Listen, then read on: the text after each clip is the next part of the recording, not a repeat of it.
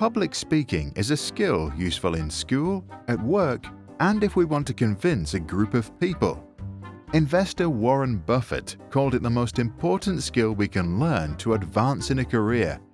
Here is a short Sprouts guide to master the most powerful weapon if we want to bring change to the world. The issue. Take an issue you really care about. When you study it, you are intrinsically motivated to learn about it more deeply and put in the extra effort. Later, it gives you the passion you need to inspire your audience. When we speak in public, passion is probably our most powerful force. It shines through our eyes and straight into the hearts of the audience. One simple message. Every issue has many angles which we can highlight. But the audience has a limited attention span and many other issues in life, so if we say too much, they will lose interest. To make a message stick, Chris Anderson recommends to boil it down to one idea that is worth spreading. A speech is good if it plants one creative seed in the heads of the audience. A seed can then grow into a sprout, which can change lives and be shared with others. Structure. Over 2,000 years ago, the Greek philosopher Aristotle established 3 simple rules to any good speech. Establish credibility, ethos.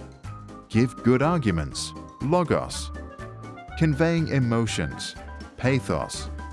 But you can also tell a personal story or present a problem and then offer a solution. Get help. A good method is using note cards. You can use one card per argument and keep the deck in your hands, alternating them as you speak. Politicians often read their speech from a teleprompter. Professionals often sell their ideas with the help of slides. When you have a product to show, demonstrate it. If you try to memorize your speech and you have 1 hour, spend 20 minutes studying and 40 minutes practicing reciting it. That's usually the best ratio. Speak their language. It doesn't matter what we say, it matters what they hear. According to Nerdwriter, Donald Trump speaks in a way that means any 4th grader can understand him. Guy Kawasaki recommends to use what he calls salient points. People don't want to know how large a battery is, they want to know how long they can use it. When you prepare, ask yourself, does my issue matter to this particular audience? Practice. Before you present, practice your delivery. It's important that we stand upright, arms open, palms out. We should speak loud and clear and make eye contact with our audience. One way to practice is to try speaking in front of friends who don't know the topic. Then you will see if they get your point. Alternatively, you could record and watch yourself on video. Check your stage. How big is the room? How many people will listen? Will you need a microphone? Professionals will want to walk onto the stage diagonally from the left back. Apparently, it's the most dynamic way to make an entrance. Also, always have a glass of water next to you, so you can take a sip whenever you're losing it. Don't be afraid. Everybody can experience speech anxiety, also known as glossophobia. It's natural and sometimes actually helps us to reach excellence. Mahatma Gandhi called it the awful strain of public speaking. For years it prevented him from speaking up even at friendly dinner parties. But in 1942, Gandhi convinced 60,000 people with his Quit India speech to join a peaceful revolt against British colonialism. He spoke up, the people followed his words, and the British left. Open for sympathy. When you enter the limelight, wait until you have everyone's full attention. Then open to win sympathy, a technique also called captatio benevolentiae. One way to do that is to excuse yourself. You can say, "You are a smart audience, so I don't really know what I can still tell you." Obama opened his 2008 speech in Berlin with the words, "I have to admit that I have developed a special place in my heart for the German people, and they loved it." Build curiosity. Once they like you, grab their attention by building curiosity.